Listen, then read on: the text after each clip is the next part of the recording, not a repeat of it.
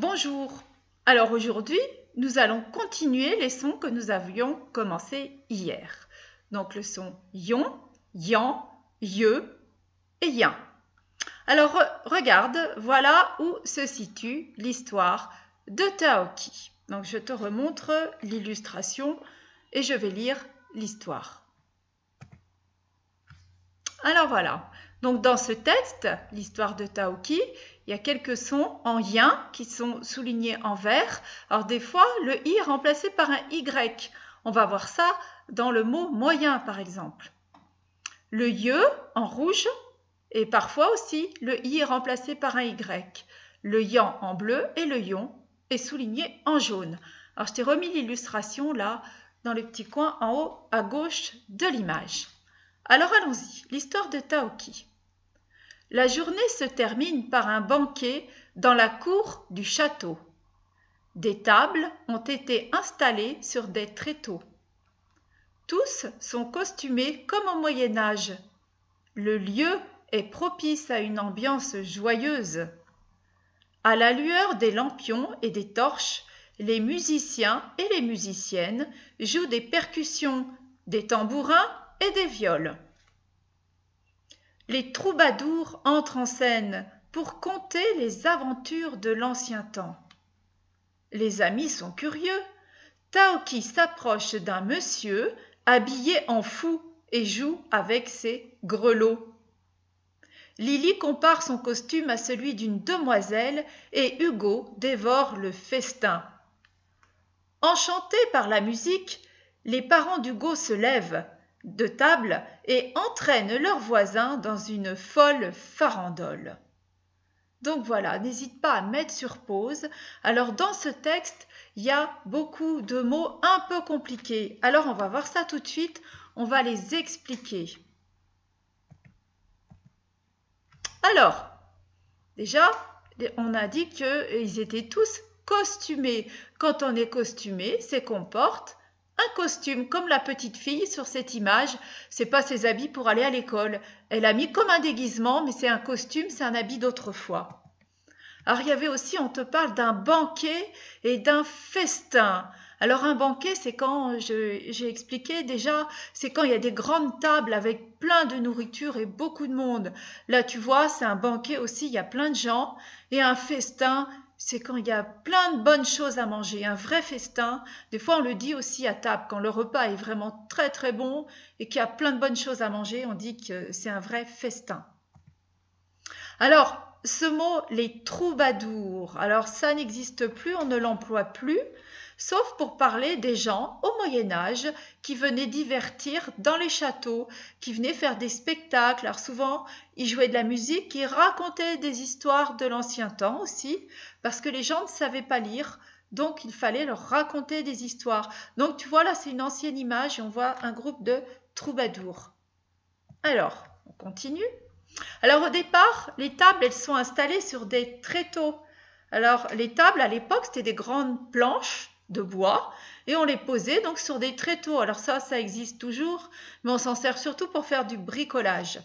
Voilà, donc on peut poser là une grande table dessus. Voilà les tréteaux. Alors, voilà nos petits lampions. Hein, ça, c'est des lampions actuels. Alors, tu vois, c'est plus décoratif et il y a une petite lumière à l'intérieur. C'est pour faire joli, les petites lampes. Une torche. Alors, au Moyen-Âge, il n'y avait pas l'électricité. Donc, pour s'éclairer, tu vois, là, c'est le manche. On s'éclairait avec une flamme, avec du feu. Hein, et ça s'appelle une torche. On pouvait le prendre à la main et se déplacer avec pour s'éclairer. Il n'y avait pas de lampe électrique à l'époque. Voilà. Alors, voilà les instruments de musique. Ça, ce sont des percussions. Des percussions, ce sont tous les instruments sur lesquels on tape. Là, tu vois, il y a des caisses claires, voilà, des instruments sur lesquels on va taper pour faire du bruit, pour faire de la musique plus exactement. Alors voilà, un instrument qui appartient aux percussions aussi, dont on parle dans le texte, c'est un tambourin. Voilà, donc il y a des baguettes là pour taper dessus. Hein, par exemple, un tam-tam ou un djembé, on tape avec les mains. Mais là, ces instruments-là, on tape avec des baguettes. Voilà les grelots. Alors, tu vois, des grelots, ça s'attrape par ici. Il y a un petit manche hein, avec une main. Puis on le secoue, ça fait comme des petites clochettes. Hein. Les petites clochettes qu'on voit ici, ça s'appelle des grelots. Dans l'histoire, c'est le fou du roi qui a des grelots dans la main. Alors voilà une viole. Alors ça ressemble beaucoup à un instrument qu'on utilise maintenant qui s'appelle le violon. D'ailleurs, c'est un mot de la même famille aussi. Hein, mais c'était un peu plus grand, je crois. Mais ça y ressemble beaucoup. C'est un instrument à cordes, ça par contre. C'est pas une percussion. Hein. Et puis enfin, voilà. Alors ça, c'est pas un instrument de musique, mais c'est une danse, une farandole. C'est quand les gens se tiennent la main et se déplacent en dansant sur de la musique, en suivant de la musique. Voilà, une farandole.